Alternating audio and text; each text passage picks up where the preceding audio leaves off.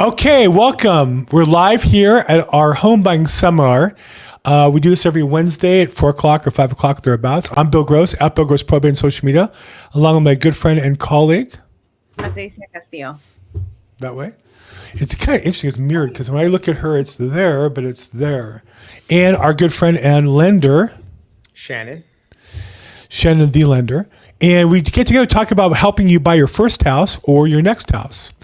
So, what's new in the marketplace? Patricia, Shannon, what's new? What's happening? We know last week, because of negligence on his part, rates jumped up 0.5%. Shannon wasn't paying attention, and the rates stayed in that same boat.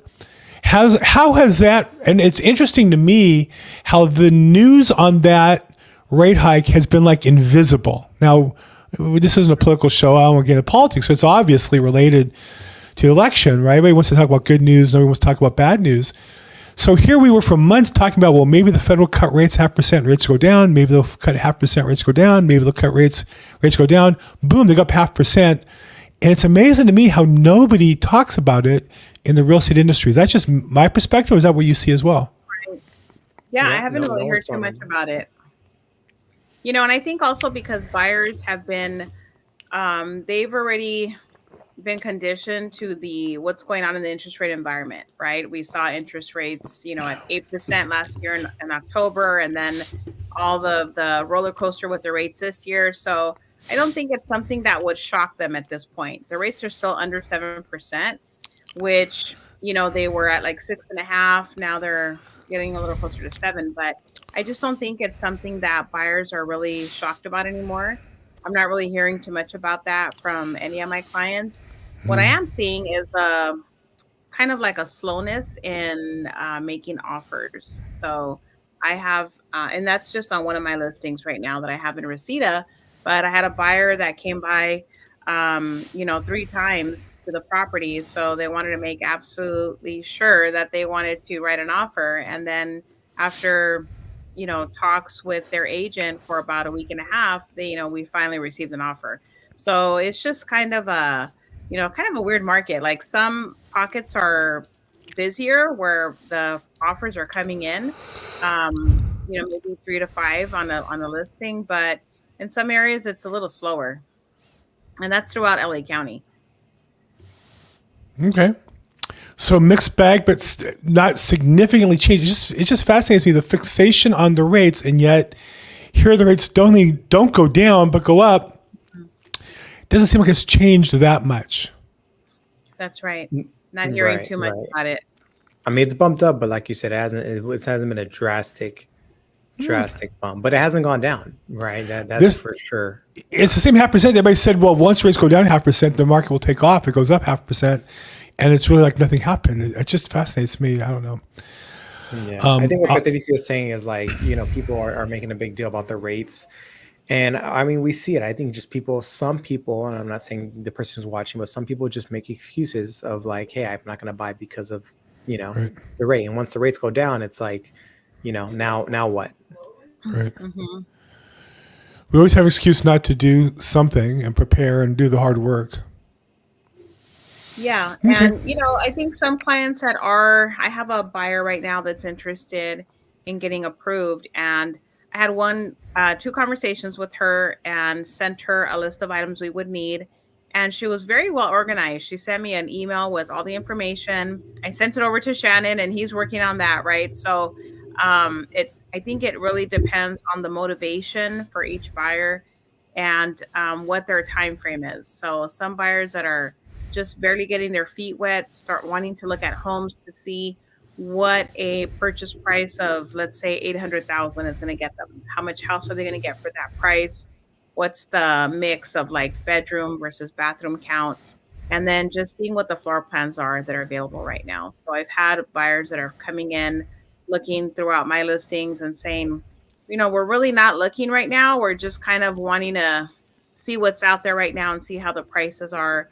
And so a lot of, I don't want to say like looky-loo buyers, but they're just kind of in the beginning stages and looking to see what the properties are, what they look like, how much space they have, what they're getting from one area versus another.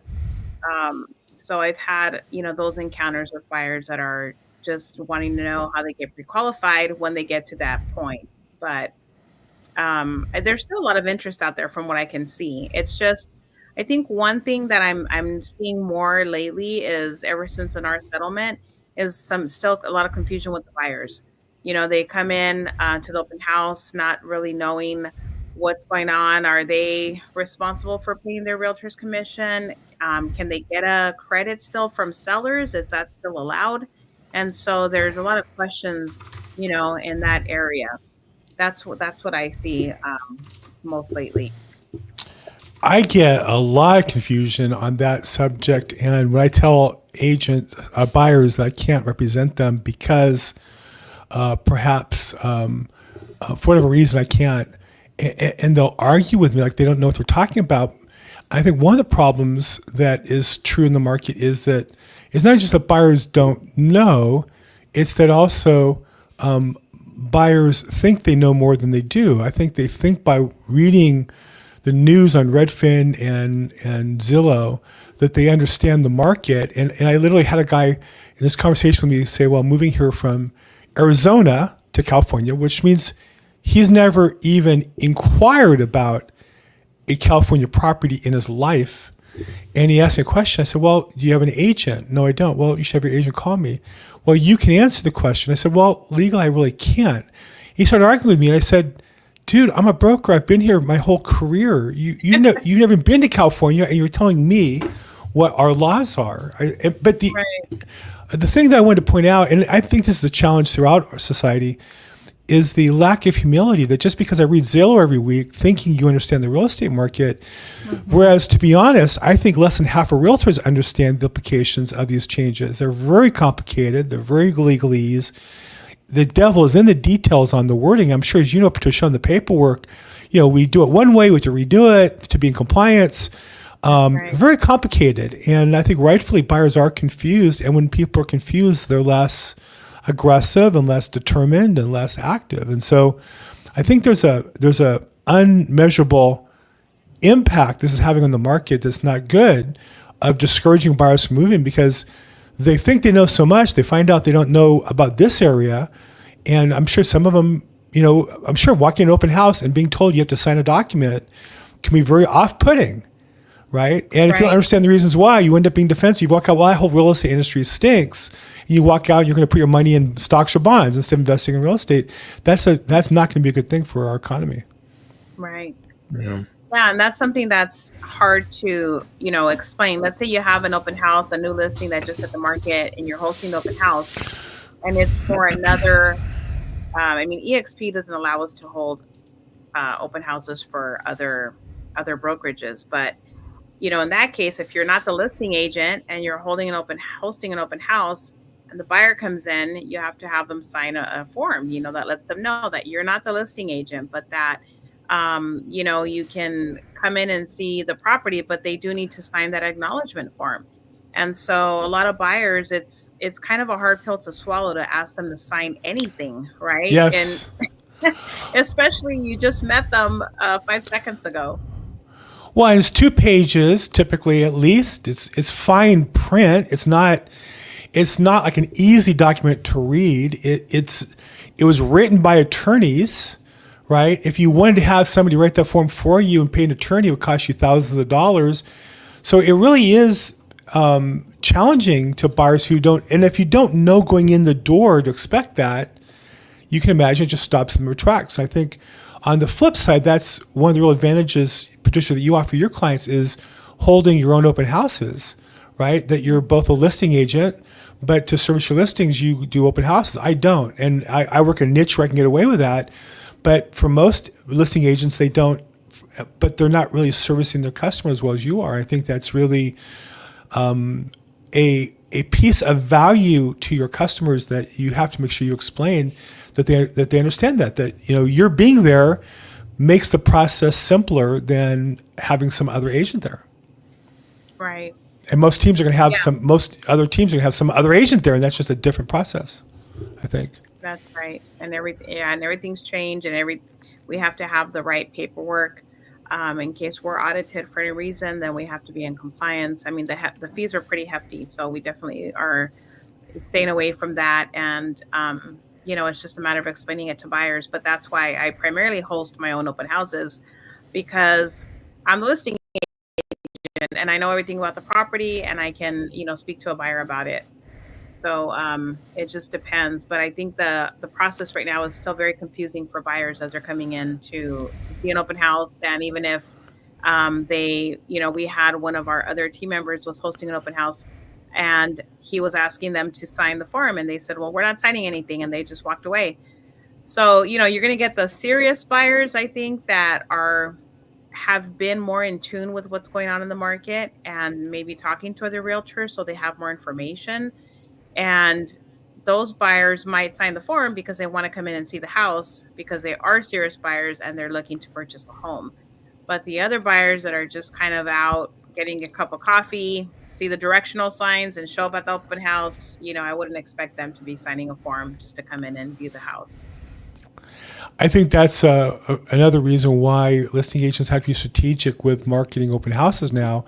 Whereas in the past, I think many did it to maximize those walk-in buyers. I think that would be less effective, and I think you're better off these days maximizing your co-op buyers, sending their buyers in, and that might mean getting them to sign ahead of time a showing form so that they are represented when they walk in the door, because there's going to be, you're going to want the traffic, you're going to want the exposure to your listings, otherwise they're just not going to sell. And you can want to double end them all you want, but if you don't get buyers in the house, nothing's going to sell. There's no way around that. That's right. Also, in other better news, I definitely want to start looking and hunting. Actually, Patricia gave me the inspiration to do so. I did find a down payment assistance program for that Santa Ana has. Actually, I don't know if you guys have heard of it, but they're willing to give the city of Santa Ana first-time home buyers. If you you have to be a first-time home buyer, they'll give you up to $120,000 at 0% interest. So there's a few catches there. There's some income requirements, and a few other things of that nature. But there is money out there and I think before you had to have lived in Santa Ana or graduated over there, but now they've adjusted that rule, and they had about $3 million set aside for this. That's called My First Home for the city of Santa Ana. So if you guys are looking into, again, any down payment assistance, the city of Santa Ana does have one for their particular city, and you just have to take a course. You definitely have to get qualified with a lender for the other 80% of the loan, or however much after that 120. But that's one, and then the next one, I'll try to find another city that has some down payment assistance and give you guys a couple of nuggets there. But Santa Ana definitely has one. What I've noticed is usually with these down payment assistance programs, because they are trying to build more sustainable communities by offering these programs, they are also educating the buyers, right? So they are required to take a home buyer class, and it goes over, budget, finances, and really setting them up for success so that they are confident going into the home purchase financially, knowing that they can make the payments. I mean, every budget is going to have to be adjusted in some way when you're buying a home, and especially for first-time buyers. So I think it's really crucial that they do take that course, and that's why it's required, so that they are well-informed and they know there's also resources out there if they're encountering some, difficulty with their credit, or they are having some debt that needs to be paid off. I mean, things like that. They really go over all of the, it's like a well-rounded course so that buyers don't fall into those same habits again, where they're getting into, credit card debt and things like that. So it really helps to paint that picture of what the new budget is going to look like and how you can be conservative with your spending so that you focus on your mortgage payment and holding on to that property, and not ending up in a pre-foreclosure situation. I actually deal with pre-foreclosures, and sometimes it's heartbreaking to hear how these home buyers end up losing their homes because they either had a loss in income or, the couple is splitting up, somebody got laid off. But I will say that now I'm seeing that the lenders are taking a little bit longer to file that lien on the property, the notice of default. They usually would file them like after 3 months of late payments, but I've talked to some homeowners that haven't made 5 or 6 payments and the notice hasn't been filed yet. So Yeah. lenders now, they don't want the asset back. They really do want to work with the homeowners and not cause a wave of foreclosure. So in talking to homeowners recently that were in pre-foreclosure, it looks like they might have a good opportunity to get a loan modification, but even for that, you do have to qualify. You have to qualify, and the lenders are being more flexible these days with offering the loan modifications. And in some cases, they just have to sell because maybe they don't qualify. But Right. also there's that opportunity because right now, what the values are where they're at with properties, most homeowners do have some kind of equity where they can sell and either break out even or have some money left over and start a new beginning. Yeah, that's a challenge is when they can't afford it, and they kind of know it, but they don't want to hear it. I had one of those phone calls today. It was difficult to go through with this customer who was inheriting a property from his parents, and the mom and dad were on a reverse mortgage. They had no income. He was living there with his parents, so he never launched his business life. And then he's and there's 4 heirs, which means technically all 4 entitled to a portion of the equity, which you can only accomplish by selling the property. And is there some way he can qualify for a reverse mortgage at 52 years old because he doesn't make any money? And I said, well, not really. He needed like a 75% loan to value loan. They don't go that high for reverse mortgages unless you're like 110 or something. So I just, it's unfortunate that there are people who are struggling like that and they're in a position they have to sell. And, what you'd love to say to them is, hey, let's get together and this is the reality. Here's where you're going to end up. While you're in this, reverse mortgage, you're just eating up this high interest loan because it's in default. So they charge a penalty rate and fees and legal fees, and it's being split 4 ways. So you're losing money along the way. Let's get a plan together to at least maximize what you do have. And it's hard though. It's sometimes the reality. There are people really struggling. So we're here to help. I think sometimes the earlier you get a plan together and start working on something, you have a chance to at least change the circumstances for the better. But it's hard for some people to deal with the reality. What's the saying? Denial is not just a river in Egypt. So, yeah, absolutely. Not to say I'm not in the river of denial myself on different things from time to time, but I try to live there. Yeah, So, it's tough. but I think overall there's great opportunities, and I think that's the other part is as much now as ever. There's less business in our industry. But there's also way less competition. I think that's the missing opportunity for people. When I go to Real Estate Investment Club mixers, I'm surprised at how the attendance is down like 80% from where it was 5 years ago. And maybe the business of wholesaling and real estate investing is down in unit count by 30-40%. It's not down by 80%.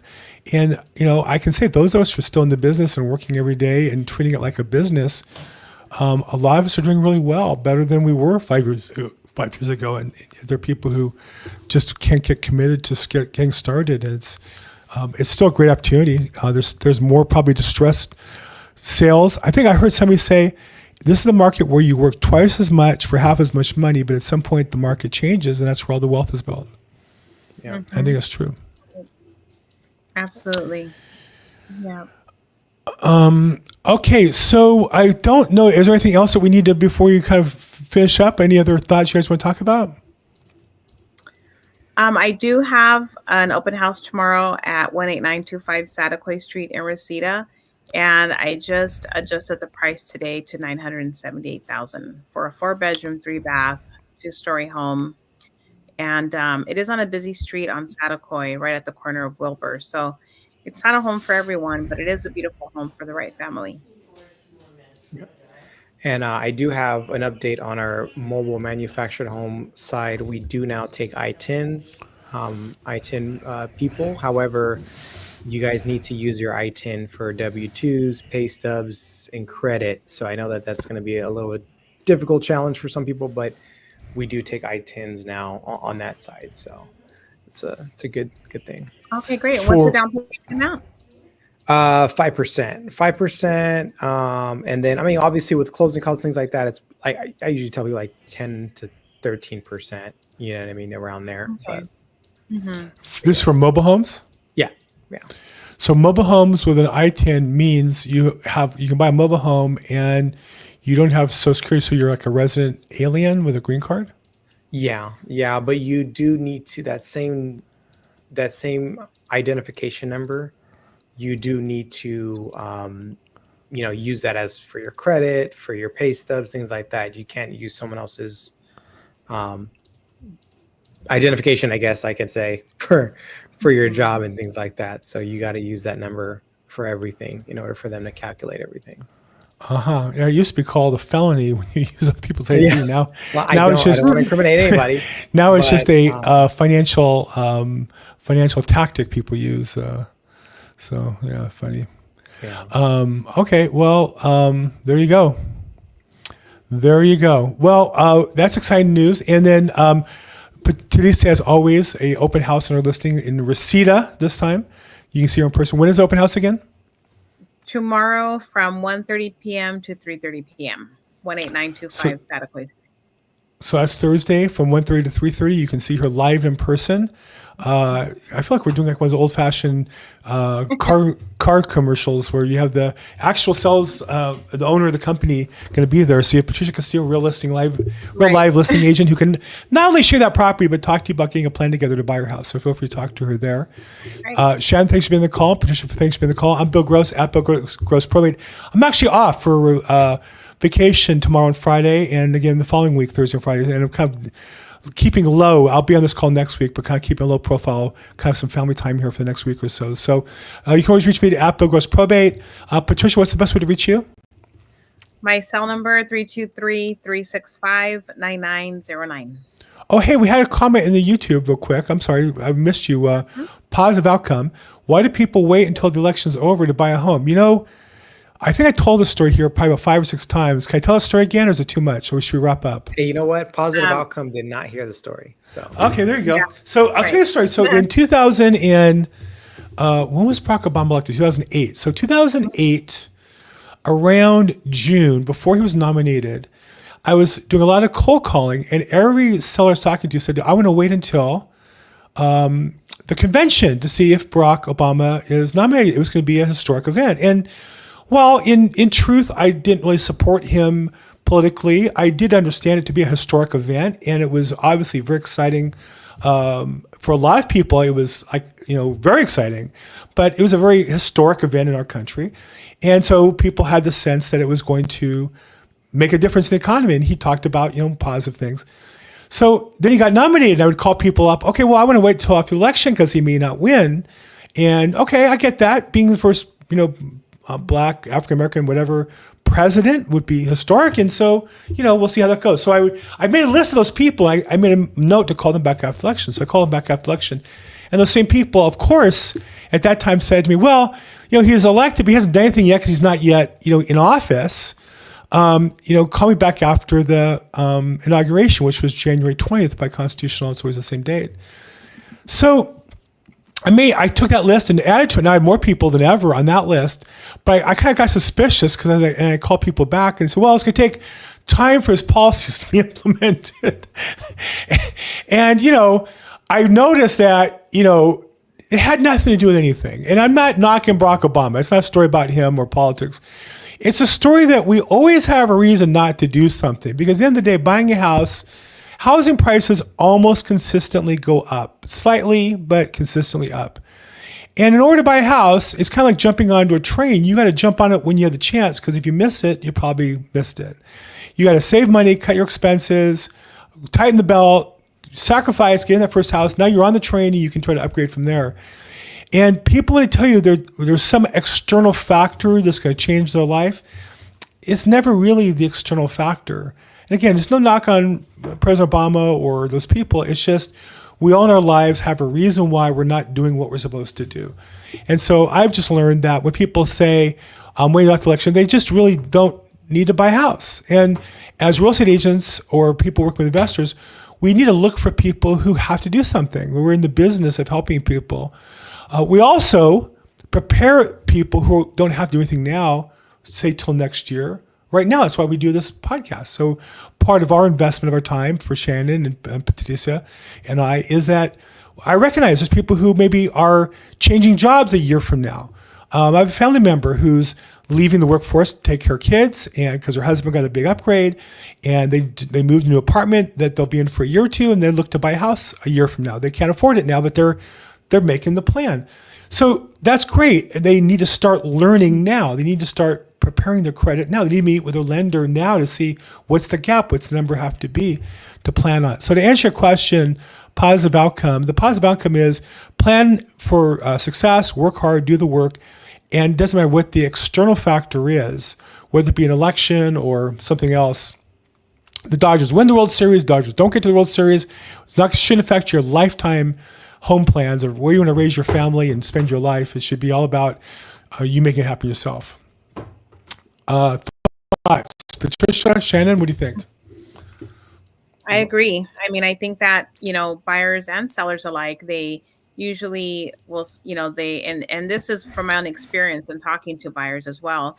They've said, well, we want to see what the election does. We want to see what the new administration, what their economic policies are and how that's going to impact maybe the Federal Reserve and what their plans are for the interest rates after the election. So, but when you look back at the data, it shows that prices usually go up after an election. So if you are thinking of buying a home, as Bill said, just start doing the work now and see what, the real estate market has in store for you.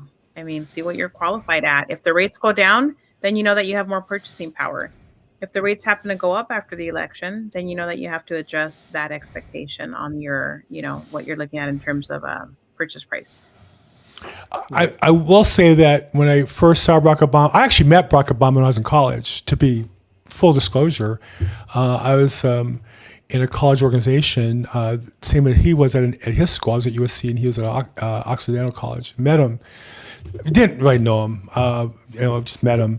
And then when he came to the political scene, I really admired his speaking style as a former public speaker. I really admired kind of his cadence and his diction and his pacing and his ability to kind of capture an audience. But I will admit, the more people told me they were going to buy because of him, I started to hate him. And I know that's wrong, but come on. I'd hang up the phone. Come on, Barack Obama. What the heck are you doing in my life? It had nothing to do with him. It was really a me problem. I'll just, full disclosure, it was a me problem. So, whew, okay, I got that on my chest after how many years is that? 2008. That's like 16 years of holding in that frustration. Wow. I just let it go. See, this call is just releasing things that you never thought it would. Therapy hour here on the Home Buyer Seminar. Well, very good. Okay, well, that's nicely explained. Thank you. You're welcome. Woo! Well, yeah, okay. There you go. But no, I mean, again, as a salesperson, you're always frustrated when people tell you that they're waiting for something. But the reality is nobody wants to be impolite, or very few people want to be impolite. Very few people are going to say, I'm not ready to buy a house now, and have that acknowledgement.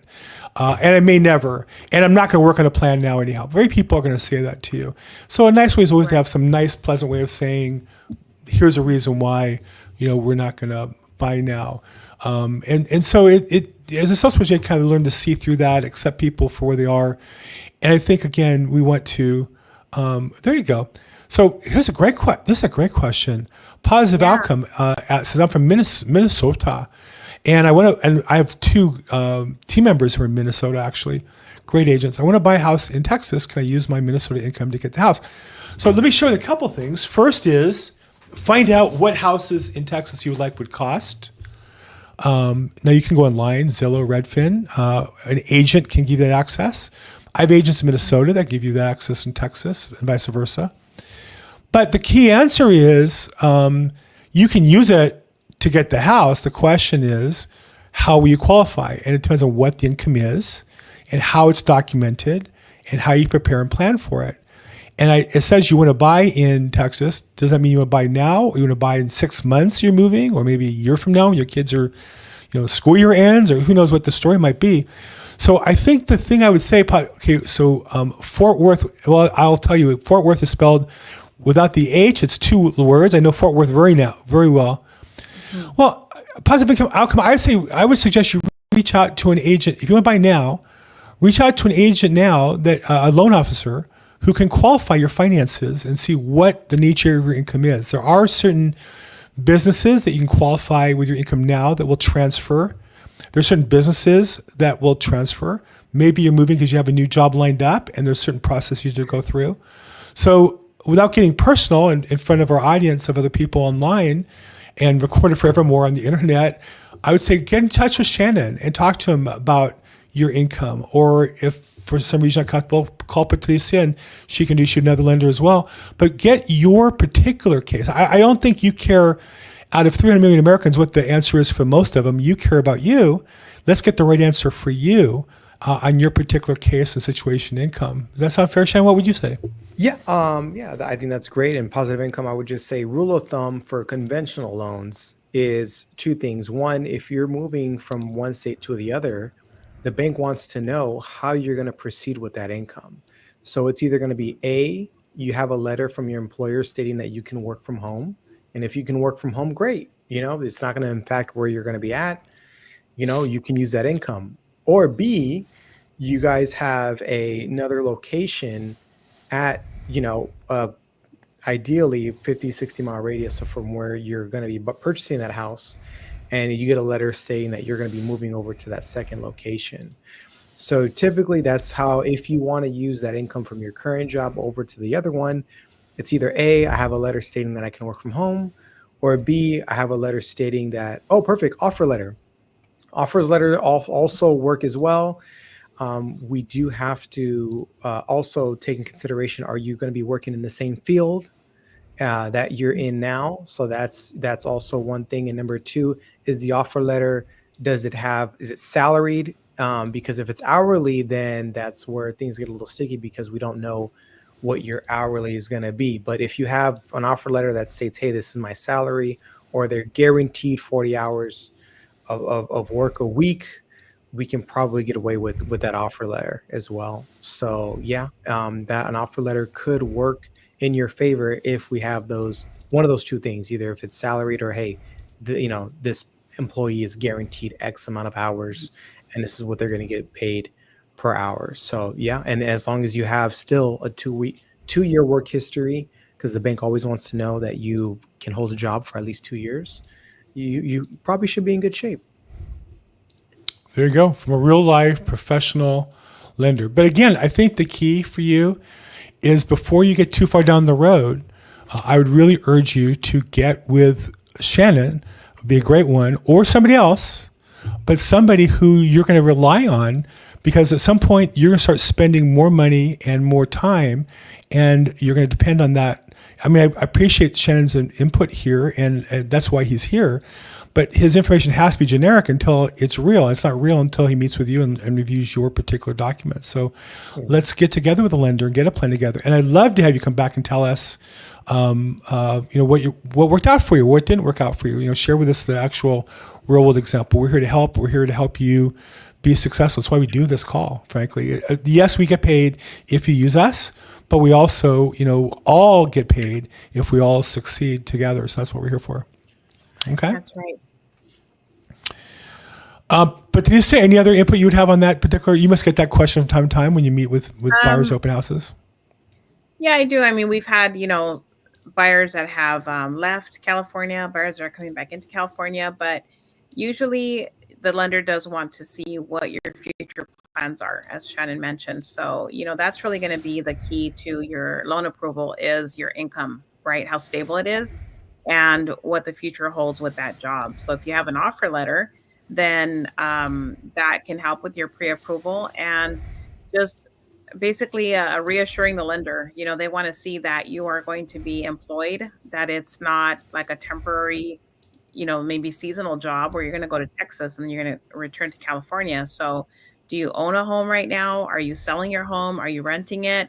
Those are the things that matter too. And if you do, for example, let's say you do have a mortgage payment right now, then the lender is going to want to see that what are you doing with your current home? How is that mortgage payment going to be made? Are you going to put a renter in that home and then, use, what is it, 75% of the rent, Shannon, for the rental Yeah, allowance? 75%.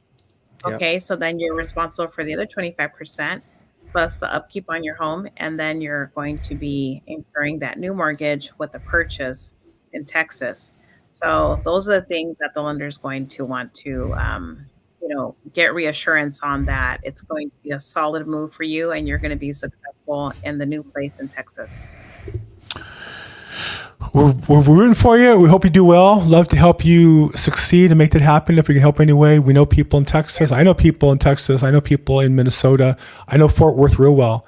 So if we can help at all, please feel free to reach out and let us help you be successful, share the love, and then come back. I think the other thing is, if we help in any way, come back and share your success so other people can follow your journey. You can help the next person too. That's our whole goal.